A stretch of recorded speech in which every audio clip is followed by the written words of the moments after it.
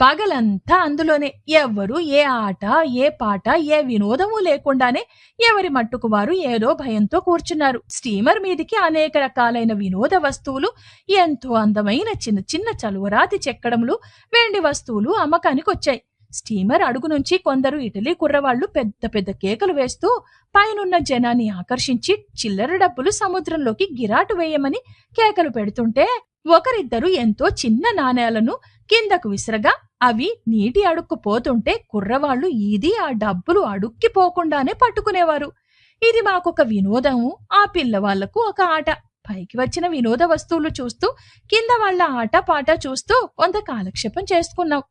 మళ్లీ చీకటి పడి భోజనములై పడుకోబోతుంటే, ఈ రాత్రి ఎవ్వరూ పడుకొని నిద్రపోకూడదు, మామూలు దుస్తులతోటే మెలకువగా కూర్చుని ఉండవలసింది అని అధికారులు మాకు పరాకు పలికారు. మళ్ళీ ఏం వచ్చిందిరా భగవంతుడా అనుకుంటూ కూర్చున్నాం.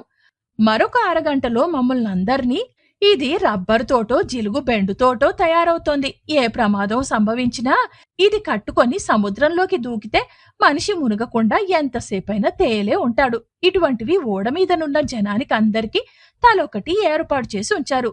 వాటిని మాకిప్పుడు అందించి వాటిని ఎలా కట్టుకోవాలనో నేర్పారు. మమ్మల్నందర్నీ డెక్కు మీదకు రమ్మన్నారు.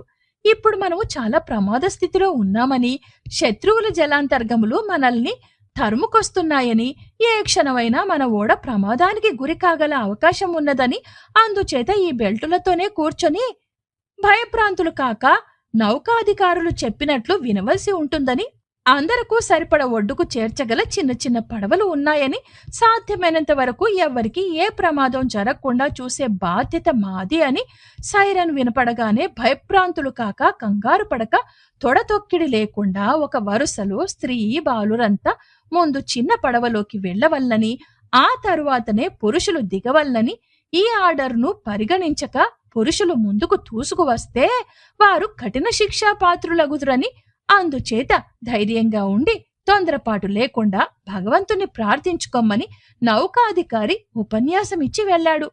ఆ సమయంలో ఎవరెన్ని ఉపన్యాసాలిచ్చినా భయము కంగారు మట్టుకు లేకుండా ఎలా ఉంటుంది? ఎవరి ప్రాణాలు ఎవరికి తీపి కాదు. అయినా అధికారుల మాట పాటించవలె కదా. నౌకాధిపతి ఉపన్యాసం ముగించి వెళ్లిన తరువాత అక్కడున్న వారిలో ఆసామి సుమారు 50 ఏళ్ల వయసు గలవాడు. తనొకసారి అమెరికాకు నౌకాయానం చేస్తుంటే ఓడకు ఒక రాత్రి వేళ ఏదో ప్రమాదం సంభవించిందని, అందుచేత నిద్రలో ఉన్న ప్రయాణికులందర్నీ లేపి డ్రెస్ వేసుకోమని, ఓడలోకి నీటిలోకి దింపబడి ఉన్న పడవల్లోకి ఆడవాళ్లను పిల్లలను ముందు దిగి వెళ్లమని, వాళ్ళందరూ వెళ్లే వరకు మగవారెవ్వరూ కదలకూడదని, మా మాట వినక ఎవరైనా తొందరపడి ఆడవాళ్లను వెనక్కి తోసి ముందుకు వెళ్లడానికి ప్రయత్నిస్తే చంపేస్తామని, అందరికీ తగిన సౌకర్యం కల్పిస్తామని చెప్పి ఆయన రివాల్వర్ పట్టుకొని కిందకు దిగే నిచ్చెన పైమెట్టున నిలబడి ఆడవాళ్లను పిల్లలను ముందుకు రమ్మన్నాడు. మగవాళ్లు కొందరు ఈయన మాట వినక తొందరగా ముందుకు తోసుకొని రాబోతుంటే కోప్పడి మళ్లీ ఇలా వస్తే నిస్సంకోచంగా చంపేస్తా అని చెప్పి వాళ్లను వెనక్కి పంపించాడు. ఆడవాళ్లు హడావిడిగా కంగారుగా కన్నీటితో తమ పిల్లలను చేతికందిన చిన్న చిన్న వస్తువులను తీసుకుని గబగబా దిగిపోయారు.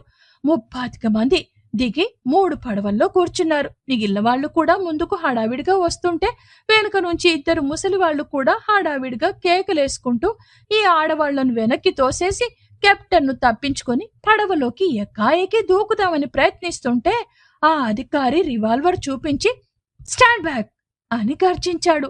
అప్పుడు లక్ష్య పెట్టక ముందుకు వాళ్లు ఉరకడం, రివాల్వర్ పేలడం, ముందువాడు చనిపోయి సముద్రంలో పడిపోవడం, రెండోవాడు కొద్ది దెబ్బతో అక్కడే పడిపోవడం జరిగింది.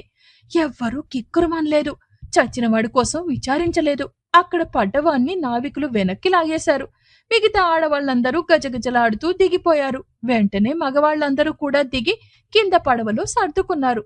ఆ పడవలను సముద్రంలోకి తోసుకుని వెళ్లిన ఒక అరగంటలో పెద్ద పేలుడు శబ్దం వినపడి మేము దిగిన ఓడ మా అందరి సామాన్లతోటి అక్కడే మునిగిపోయింది అని వర్ణించి చెప్పాడు.